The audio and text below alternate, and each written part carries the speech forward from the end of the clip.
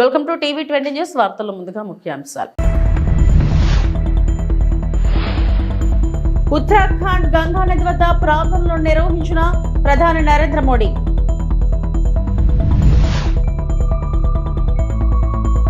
దగ్గుబాటి ఎవరు చేయని సాహసం చేశారు సీఎం చంద్రబాబు.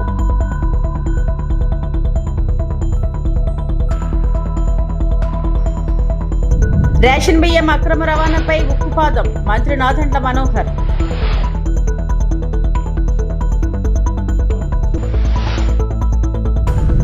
ప్రధానమంత్రి నరేంద్ర మోడీ ఉత్తరాఖండ్లోని ముఖ్వాను సందర్శించి శీతాకాలపు గంగామామ ఆలయంలో ప్రార్థనలు చేశారు. గంగోత్రి చేరుకోలేని శీతాకాలంలో భక్తులు ఇక్కడ గంగమామను పూజిస్తారు కాబట్టి ఈ పవిత్ర స్థలం లోతైన ఆధ్యాత్మిక ప్రాముఖ్యతను కలిగి ఉంది.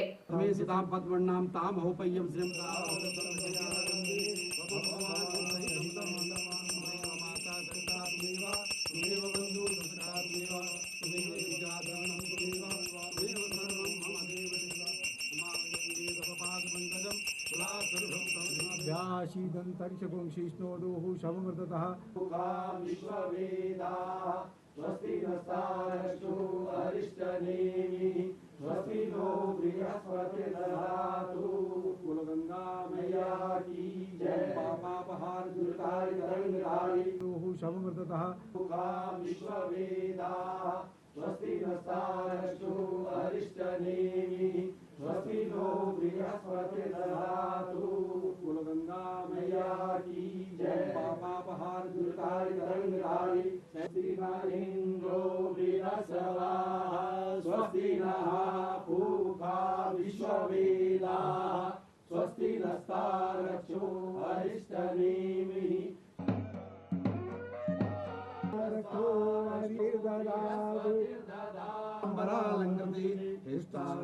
शेखराय किल्लनी सोणादि संसेविता देया पाप विनाशनी मकर कुमावातामावाजातवेदु लक्ष्मी मनवगामिनी यस्यामृविन्देयाम गामः संपुर्गानाम असपूर्वाम रथमध्याम हस्तिनाथ प्रमोदनम श्रम देवीमुपभे श्रीमामदे दुस्ताम काम सोस्मिताम भिन्न प्रकाराम मात्राम ज्वलन्ति मुद्रपताम सर्वेन्ति पद्मे सिताम पद्मन्नाम ताम होपय्यम श्रीम.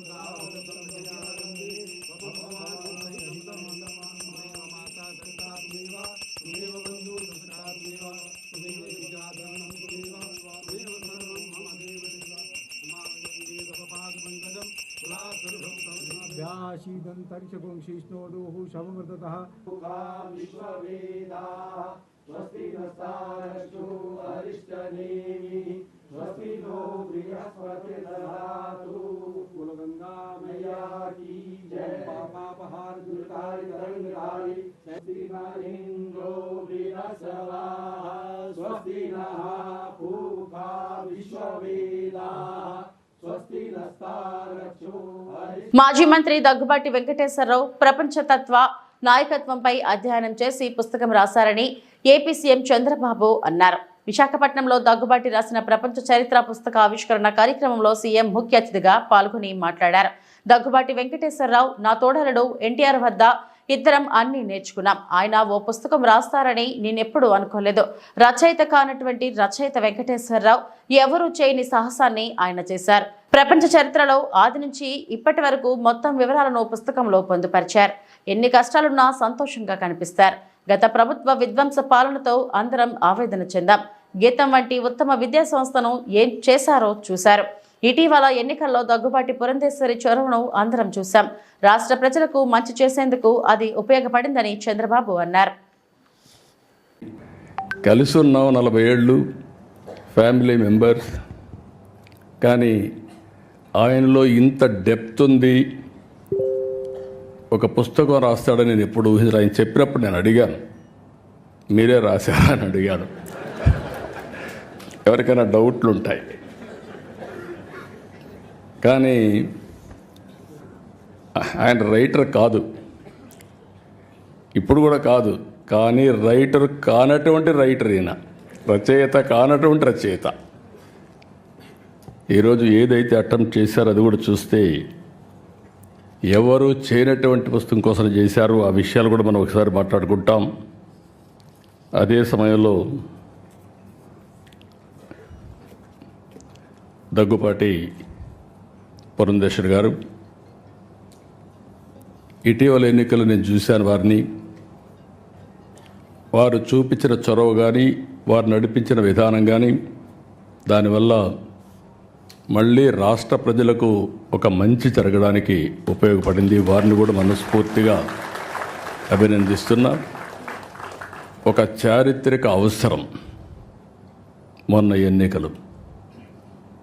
అందరం ఆవేదన పడ్డాం. గీతం లాంటి వన్ ఆఫ్ ది బెస్ట్ ఇన్స్టిట్యూట్ని ఏం చేశారో మీరు చూశారు. ఇలాంటి ఇన్స్టిట్యూట్స్ రావాలని కోరుకునే సమయంలో ఇక్కడ డెమాలిషన్ చేసే పరిస్థితికి వచ్చారంటే చాలా బాధేస్తుంది. అలాంటివన్నీ మనం చూసాం. అయినా కూడా ఈరోజు ఇక్కడనే భరత్ కూడా ఉన్నాడు. కానీ ఆయన కష్టం ఇంకా లేదు దీంట్లో, ఇప్పుడిప్పుడే ప్రారంభం అయ్యింది. కానీ మూర్తి గారిని చూశాను. ఆయన ఒక చరిత్ర సృష్టించాడు. భావి తరాలకి ఓసారి ఒక్కొక్క చరిత్ర. ఆయన కూడా చూసి నేను అడిగాను ఒకరోజు, మీరెందుకు గీతం ఇన్స్టిట్యూట్ పెట్టారని అడిగాను. ప్రతి ఒక్కరి జీవితంలో, ఎందుకంటే ఈరోజు వెంకటేశ్వరరావు గారు రాసిన పుస్తకం ప్రపంచ చరిత్ర. ప్రపంచ చరిత్ర కూడా ఇప్పుడే వెంకయ్యనాయుడు గారు మాట్లాడినట్టు మనుషుల్లో ఆ సమయంలో కలిగే ఆవేశాలు కానీ, ఆ సమయంలో కలిగే ఒక ఎమోషన్స్ కానీ డిస్టర్బ్ అయినప్పుడు జరుగుతూ ఉంటాయి. ఈరోజు ఇక్కడ కూర్చున్నటువంటి గీతం యూనివర్సిటీ చూస్తే మూర్తి గారి రెండో అబ్బాయికి సీట్ ఇవ్వలేదు. ఏదైతే విజయవాడలో ఉన్నటువంటి సిద్ధార్థ ఇవ్వకపోతే, నేను అడిగితే సీట్ ఇవ్వలేదు, నీకంటే పెద్ద ఇన్స్టిట్యూట్ పెడతా, గొప్ప ఇన్స్టిట్యూట్ పెడతా అని గీతం స్టార్ట్ చేసిన వ్యక్తి మూర్తి గారు. ఇది నమ్మడానికి శక్యం కాదు, కానీ ఇది వాస్తవం. ఆయన చెప్పిన మాటలు ఇవి. నాకు అలాంటివి చరిత్రలో చాలా జరిగే పరిస్థితి వస్తుంది. అందుకని భారత్ పైన కూడా చాలా బాధ్యత ఉంది. నాకు ఒక నమ్మకం కూడా ఉంది. మూర్తి గారి స్ఫూర్తి ఉంది. ఈ ఇన్స్టిట్యూట్ని బ్రహ్మాండంగా చేస్తారని చెప్పి ఆశిస్తున్నా. వెంకటేశ్వరరావు గారు ఆయన జీవితమే ఒకసారి కానీ చేసుకుంటే, ఆయన చెప్పినట్టు ఆయన ఒక డాక్టర్గా చేసిన తర్వాత ఆయన చేయాల్సింది ప్రాక్టీస్ చేయాలా. ప్రాక్టీస్ చేయాల.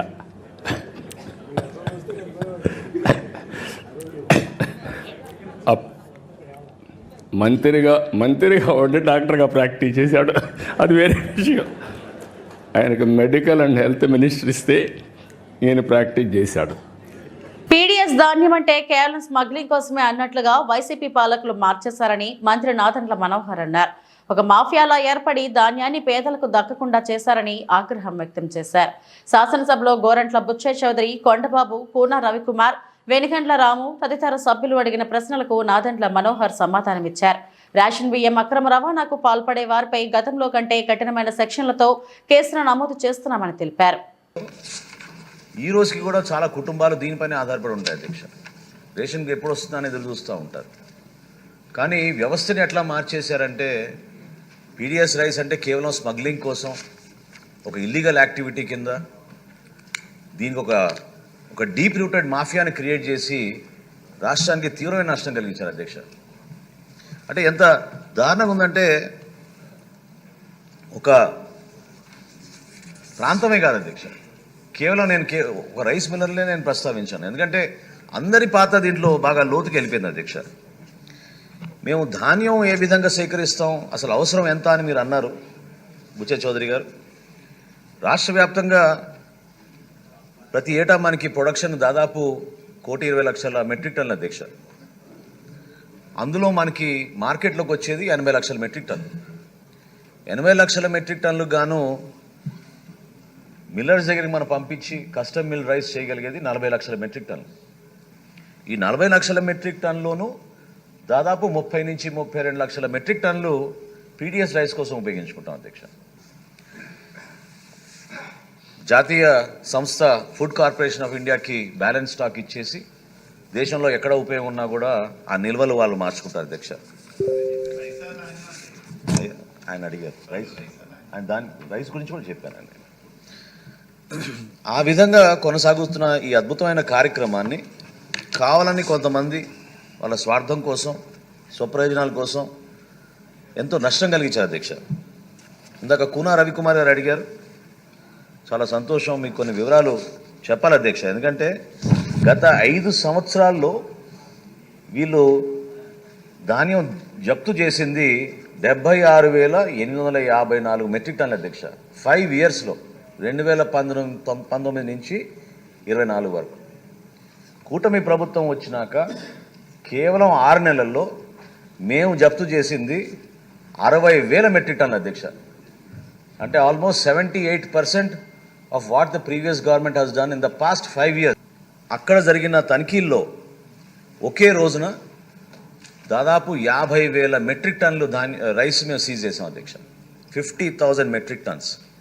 అందులో ల్యాబ్కి పంపించి అనాలిసిస్ వచ్చిన తర్వాత 25,386 మెట్రిక్ టన్నులు పీడిఎస్ రైస్గా మేము నిర్ధారించాం అధ్యక్ష. 13 సంస్థల పైన, గోడౌన్స్ పైన కేసులు పెట్టాం. వాళ్ళపైన 6 కేసెసే కాకుండా ఈ section 7 of essential commodities act. MLC ఎన్నికల ప్రచారంలో సీఎం రేవంత్ రెడ్డి తనపై చేసిన విమర్శలకు ప్రజలే సరైన సమాధానం ఇచ్చారని కేంద్ర మంత్రి కిషన్ రెడ్డి అన్నారు. ముఖ్యమంత్రి విమర్శలకు సంజాయిషి ఇవ్వాల్సిన అవసరం తనకు లేదన్నారు. ప్రజా తీర్పు కాంగ్రెస్ పాలనకు చెంపపెట్టు లాంటిదని కిషన్ రెడ్డి పేర్కొన్నారు. అసెంబ్లీ ఎన్నికలకు ముందు కాంగ్రెస్ పార్టీ ఇచ్చిన హామీలన్నీ వెంటనే అమలు చేయాలని డిమాండ్ చేశారు. కాంగ్రెస్ పార్టీ ప్రభుత్వ పాలనకు గత పార్లమెంట్ ఎన్నికల్లోనే ప్రజలు మరి కర్రు కాచి వాత పెట్టారు. ఈ ఎన్నికల్లో మరి పూర్తిగా తమ అభిప్రాయాన్ని స్పష్టం చేశారు. కాబట్టి ముఖ్యమంత్రి గారు మాట్లాడేటువంటి విషయాల మీద నేను స్పందించదలుచుకోలేదు. ఆయన గాలి మాటలు మాట్లాడుతుంటే నేను మాట్లాడుతూ ఉంటే ఆయనకు అలసిగా కనిపిస్తుంది. కాబట్టి ఆయన మాటలకు వ్యక్తిగతంగా ప్రభుత్వపరమైన అంశాలు కావచ్చు, విధానపరమైనటువంటి అంశాల మీదనే తప్పకుండా మాట్లాడతాను. నా మీద గాలి మాటలు మాట్లాడినప్పుడు నేను జవాబు చెప్పుకోవాల్సినటువంటి, సంజాయిషి చెప్పుకోవాల్సినటువంటి అవసరం నాకు లేదు. ఆ ప్రజలు తీర్పే నా గురించి ఈ ఎన్నికల ప్రచారంలో ఇష్టారాజ్యంగా ముఖ్యమంత్రి గారు మాట్లాడిన తర్వాత తెలంగాణ ప్రజలు ఎన్నికల్లో ఇచ్చినటువంటి తీర్పు ఏదైతున్నదో ఆ తీర్పే కాంగ్రెస్ పార్టీకి, పాలక పార్టీకి చెంపచెల్లు అనిపించింది. నా మీద విమర్శకు సరైన జవాబు తెలంగాణ ప్రజలే చెప్పారు. రెఫరెండం అన్న ఈ ఎన్నికలను 2 కోల్పోయింది కాంగ్రెస్. ఈ మేధావులు ఇచ్చిన తీర్పుని ఖచ్చితంగా కాంగ్రెస్ పార్టీ ఇప్పటికైనా తెలంగాణ ప్రజలకు ఇచ్చినటువంటి హామీ, అది రైతులకు మరి ఎకరాకు 15,000 ఇచ్చేటువంటి కార్యక్రమం గాని, కౌలు రైతులకు గాని, రైతు కూలీలకు గాని, నిరుద్యోగ యువతకు నెలకు 4,000 ఇచ్చేటువంటి నిరుద్యోగ వృత్తి గాని, తెలంగాణ ఆడబిడ్డలందరికీ ఇవ్వాల్సినటువంటి 2,500 రూపాయలు కానీ, దళిత కుటుంబాలకు ఇవ్వాల్సినటువంటి 12 లక్షల రూపాయలు కానీ, ఆడబిడ్డలకు ఇవ్వాల్సినటువంటి స్కూటీ, మోటార్ సైకిల్ కానీ ఏవైతే హామీలు ఇచ్చారో ఇప్పటికైనా హామీలు అమలు చేసే దిశగా ఉండాల్సిందిగా నేను తెలంగాణ ప్రజానీకం తరఫున డిమాండ్ చేస్తా ఉన్నాను. 317 కారణంగా, జీవో 317 కారణంగా ఉద్యోగస్తులు గాని, ఉపాధ్యాయులు గాని ఏదైతే నష్టపోతా ఉన్నారో, ఏదైతే ఇబ్బందులు ఎదుర్కొంటున్నారో ఆ యొక్క సమస్యను కూడా సానుకూలంగా ఇప్పటికైనా పరిష్కారం చేయాలని డిమాండ్ చేస్తా ఉన్నాను. నల్గొండ, ఖమ్మము, అదేవిధంగా వరంగల్ సంబంధించి మేము ప్రత్యేకంగా పార్టీలో చర్చించి ఆ 3 జిల్లాలలో పార్టీ బలపడడం కోసం కావలసినటువంటి చర్యలు ఏ రకంగా ఉండాలో ప్రత్యేకంగా దానికి సంబంధించినటువంటి కార్యాచరణ రూపొందించి ఆ జిల్లాలో కూడా బలపడడం కోసము, ప్రజల మద్దతు కూడగట్టడం కోసము తప్పకుండా ప్రయత్నం చేస్తాము. ఎన్నికల్లో కొంత మేము విజయం సాధించకపోవడానికి కొంత మా లోపం కూడా కారణమే. ఆ లోపాలన్నీ కూడా సరిదిద్దుకొని ఉభయ రాష్ట్రాల రైతుల ప్రయోజనాలు, ప్రజల అభివృద్ధి కోరుకునే వ్యక్తి ముఖ్యమంత్రి చంద్రబాబుపై అర్థం పర్థం లేని అసత్య ఆరోపణలు చేయడం తగదు. కృష్ణా ట్రిబ్యునల్ ప్రకారం ఆంధ్రకు నీటి వాటా చట్టబద్ధంగా, న్యాయబద్ధంగానే అడుగుతున్నామని, రాజకీయ ఉనికి కోసం రాద్ధాంతాలు చేయొద్దని మీడియాతో మాట్లాడుతూ తెలిపాను. మంత్రి నిమ్మల రామానాయుడు అన్నారు. పాత్రికేయ మిత్రులందరికీ కూడా ముందుగా నమస్కారాలు తెలియజేసుకుంటూ, రైతుల ప్రయోజనాలు బాగుండాలని, ఉభయ తెలుగు రాష్ట్రాల తెలుగు ప్రజల అభివృద్ధిలో నడవాలని చంద్రబాబు నాయుడు గారు మాట్లాడుతూ ఉంటే దాన్ని కూడా రాజకీయం చేస్తున్నటువంటి పరిస్థితి ఏదైతే ఉందో, అంటే తెలంగాణలో తమ రాజకీయ పబ్బం కోసం, తమ రాజకీయ ఉనికి కోసం పదే పదే ఇట్లా ఏపీ మీద మరి అవాస్తవమైన ఆరోపణలు చేయడం తగదు అని చెప్పి మీ ద్వారా కూడా తెలియజేసుకుంటూ ఉన్నా. నిన్ననే మాట్లాడుతూ ఉన్నారు, ఏదైతే రోజుకి 10,000 క్యూసెక్ల నీరు తరలించబోతున్నారని ఆరోపణలు చేస్తున్నారు. ఏదైతే చట్టబద్ధంగా న్యాయబద్ధంగా ఆంధ్రప్రదేశ్ రాష్ట్రానికి రావాల్సినటువంటి వాటానే తీసుకుంటున్నాం తప్ప అదనంగా తీసుకోవట్లేదు అనే విషయాన్ని మీ ద్వారా ఈ సందర్భంగా తెలియజేస్తూ ఉన్నా. ఎందుకంటే మొన్న కూడా మీరు చూశారు, ఏదైతే ఆ రోజు ఉమ్మడి ఆంధ్రప్రదేశ్ రాష్ట్రంలో మహారాష్ట్ర అక్రమంగా ప్రాజెక్టు నిర్మాణం చేస్తూ ఉంటే ఆ రోజు చంద్రబాబు నాయుడు గారు మహారాష్ట్ర పోయి అక్కడ ధర్నా చేసి అరెస్ట్ అయిన విషయాన్ని, అంటే ఇట్లా తెలుగు ప్రజల అభివృద్ధి, అందులో ముఖ్యంగా తెలంగాణ ప్రజల అభివృద్ధిని కూడా కాంక్షించేటువంటి వ్యక్తి చంద్రబాబు నాయుడు గారు అనే విషయాన్ని కూడా ఈ సందర్భంగా తెలియజేసుకుంటూ, మరి ఏదైతే ఈవేళ కృష్ణ ట్రిబ్యునల్ ప్రకారం మరి 811 టీఎంసీలు లభ్యత ఉన్నటువంటి స్థితిలో ఆంధ్రప్రదేశ్ రాష్ట్రానికి 512 టీఎంసీలు, అదేవిధంగా తెలంగాణకు 299 టీఎంసీలు, అది న్యాయబద్ధంగా వాటా పంచుకునేటువంటి విధంగా మరి ఒప్పందం ద్వారా వచ్చిన విషయాన్ని కూడా ఈ సందర్భంగా గుర్తుపెట్టుకోవాల్సినటువంటి అవసరం ఉందని చెప్పి తెలియజేస్తూ ఉన్నా. మరి ఇటువంటి పరిస్థితుల్లో మొన్న మనం చూసాం 2024-25లో శ్రీశైలంకి 1600 టీఎంసీల నీరు మరి పెద్ద ఎత్తున వచ్చినటువంటి పరిస్థితి మనం చూసాం. ఏదైతే ఆ యొక్క కృష్ణా నదికి దిగువన ఆకరణ ఉన్నటువంటి ప్రకాశం బ్యారేజ్ ఏదైతే ఉందో ఆ ప్రకాశం బ్యారేజ్ నుంచి 871 టీఎంసీలు, అక్షరాల 871 టీఎంసీలు వృధాగా సముద్రంలోకి, బంగాళాఖాతంలోకి, ఉప్పు నీరులోకి కలిసిపోయినటువంటి పరిస్థితి. నేను అడుగుతూ ఉన్నా, అంటే ఏదైతే ఈ యొక్క వృధాగా సముద్రంలోకి పోవడం కంటే ఏదైతే అదనంగా వచ్చినటువంటి ఆ వరద జలాల్ని అత్యంత వెనకబడినటువంటి కరువు జిల్లాలైనటువంటి రాయలసీమకు, అదేవిధంగా ఫ్లోరైడ్ బాధితులు పెద్ద ఎత్తునటువంటి ప్రకాశం జిల్లాకు మరి ఆ వరద జలాల్ని ఉపయోగించుకుంటే తప్పేంటో మరి ఈవేళ మరి మీరు కూడా సమాధానం చెప్పాల్సినటువంటి అవసరం అయితే ఖచ్చితంగా ఉంది. ఏదైతే శ్రీశైలం దగ్గర కూడా మొన్న మనం చూసాం, కృష్ణా నదికి చరిత్రలో ఎప్పుడూ లేనటువంటి విధంగా మొన్న 2024 అక్టోబర్ 25 వరకు మరి కృష్ణా నదికి సంబంధించి ఇన్ఫ్లో వస్తూ ఉన్నటువంటి పరిస్థితి. అంటే ఆ రకంగా పెద్ద ఎత్తున ఏదైతే కృష్ణా నదికి గతంలో ఎప్పుడూ లేనటువంటి విధంగా వైఎస్ఆర్సీపీ కేంద్ర కార్యాలయంలో మాజీ ముఖ్యమంత్రి వైఎస్ఆర్సీపీ అధినేత వైఎస్ జగన్మోహన్ రెడ్డి నగరం జిల్లా నందిపుర పీఠాధిపతులు గురువారం కలిశారు. భూమి పూజకు ఆయనను ఆహ్వానించారు. ఏప్రిల్ 30న నందిపురంలో ప్రపంచంలోనే ఎత్తైన 108 అడుగుల శ్రీ అర్ధనారీశ్వర స్వామి విగ్రహానికి భూమి పూజ కార్యక్రమం నిర్వహించనున్నారు.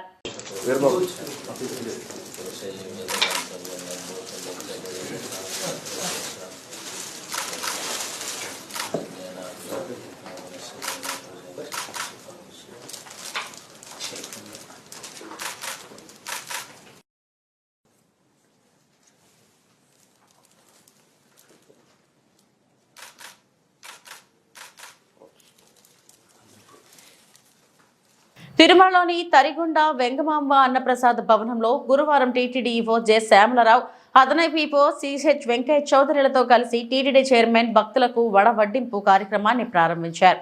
ఈ సందర్భంగా చైర్మన్ మాట్లాడుతూ తాను బాధ్యతలు స్వీకరించిన తర్వాత అన్నప్రసాదం మెనూలో భక్తులకు అదనంగా ఒక పదార్థం వడ్డించాలని ఆలోచన కలిగిందన్నారు.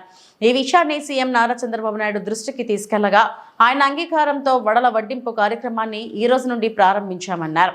ఇప్పటికే భక్తులకు నాణ్యమైన దినుసులతో భక్తులకు రుచికరమైన అన్న ప్రసాదాలు అందిస్తున్నట్టు టీటీడీ చైర్మన్ విఆర్ నాయుడు తెలియజేశారు. భక్తులకు పంపిణీ చేసే వడ తయారీలో శనగపప్పు, పచ్చిమిర్చి, అల్లం, కరివేపాకు, కొత్తిమీర, పుదీనా, సోంపును ఉపయోగించనున్నారు.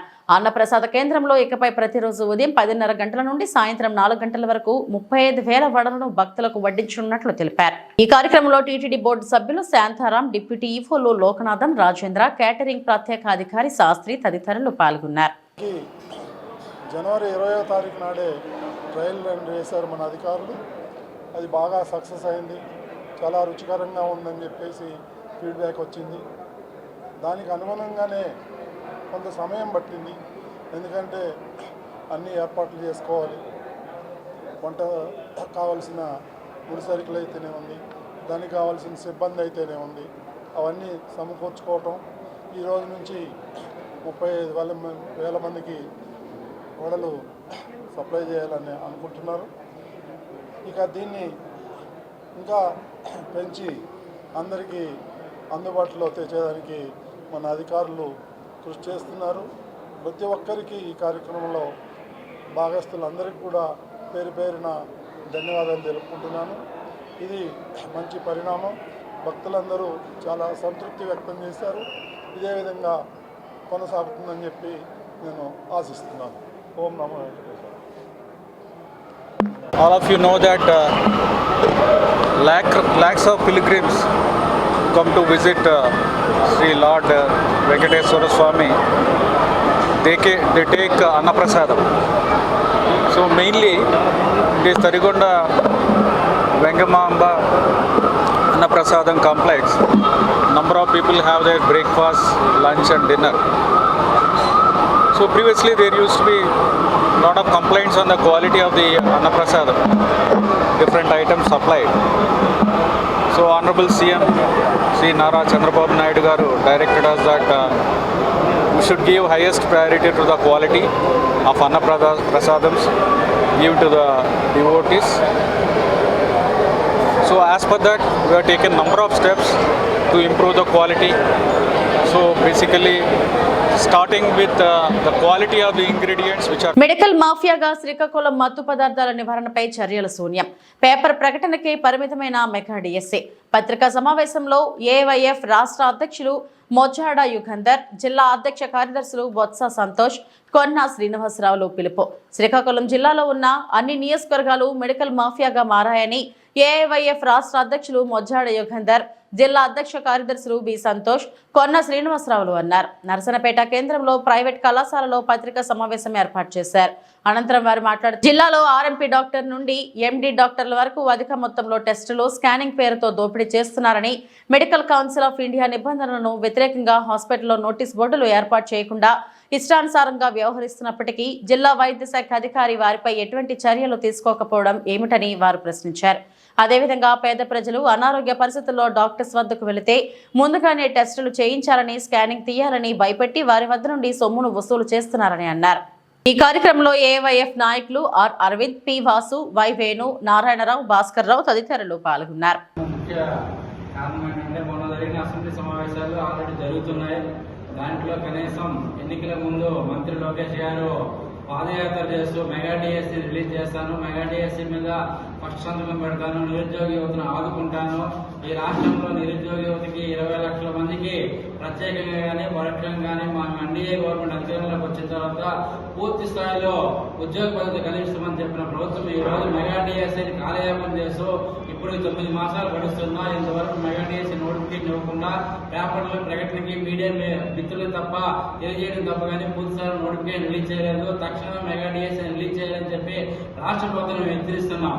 అదే తరుణంలో కూడా ఈ రోజు చూసుకుంటే ఈ రాష్ట్రంలో 2,34,000 ఉద్యోగాలు ఖాళీ ఉన్నాయి. వివిధ శాఖల్లో గ్రూప్ 1, గ్రూప్ 2, గ్రూప్ 3, అలాగే మెగా డిఎస్సీ, అలాగే అవుట్ సోర్సింగ్ కింద కూడా ఎస్సీ, ఎస్టీ బ్యాక్లాగ్ పోస్టులు కూడా పూర్తి స్థాయిలో ఖాళీలు ఉన్నాయి. అవి తక్షణమే భర్తీ చేయాలని చెప్పి రాష్ట్ర ప్రభుత్వాన్ని మేము కోరుతున్నాం. ఆ తరుణంలో కూడాను గత ప్రభుత్వంలో పనిచేసిన 2,60,000 మంది వాలంటీర్లు ఈ రోజు ఉద్యోగ పద్ధతి కల్పిస్తాము, మీకు వస్తే 5,000 గౌరవవేతనం సరిపోదు, పూర్తి స్థాయిలో 10,000 గౌరవవేతనం చేస్తామని చెప్పిన ఆనాడు ఎన్నికల ప్రచారంలో, ఇప్పుడు ముఖ్యమంత్రి ఆనాడు ఎన్నికల ప్రచారంలో హామీ ఇచ్చారు. ఆ హామీని మేము నిలబెట్టుకోవాలని చెప్తున్నాము. అదే పద్ధతిలో కూడా ఏపీ బెవరేజ్ కంపెనీ తరఫున పనిచేస్తున్న ప్రభుత్వ వైన్ షాపుల్లో గత ప్రభుత్వంలో పనిచేసిన వాళ్ళు కూడా ఈ రోజు 15,500 మంది రాష్ట్ర వ్యాప్తంగా ఈ రోజు 9 మాసాలే ఉద్యోగ పద్ధతి లేక, ఉద్యోగ జీతాలు లేక, ఫ్యామిలీలతో ఇబ్బంది పడుతూ ఈ రోజు నడి రోడ్డు మీద పడుతున్నా పట్టించుకుని ప్రభుత్వం ఆనాడు వీళ్ళందరినీ కాపాడుతాను, ఉద్యోగ పద్ధతి కల్పిస్తానని చెప్పి ఎన్నికల హామీ ఇచ్చి నిరుద్యోగ యువతను పూర్తి స్థాయిలో రాష్ట్ర ప్రభుత్వం మోసం చేసిందని మేము చెప్తున్నాం. అలాగే అలాంటి పద్ధతులు కాకుండా పూర్తి స్థాయిలో వీళ్ళకి ఏదో పద్ధతిలో ఎక్కడో దగ్గర అకామిడేషన్ చేసి పూర్తి స్థాయిలో ఉద్యోగ పద్ధతి కల్పించాలని చెప్పి రాష్ట్ర ప్రభుత్వాన్ని మేము డిమాండ్ చేస్తాం. లేని రానున్న రోజుల్లో పెద్ద ఎత్తున యువతను సమీకరించి రాష్ట్ర వ్యాప్తంగా అలాగే ఈ జిల్లా కేంద్రంలో కూడా పూర్తి స్థాయిలో ఉద్యమాలు చేపడతామని చెప్పి తెలియజేస్తున్నాం. ఇవి ఇప్పటి వరకు నా బులెటిన్ అప్డేట్స్. నమస్తే.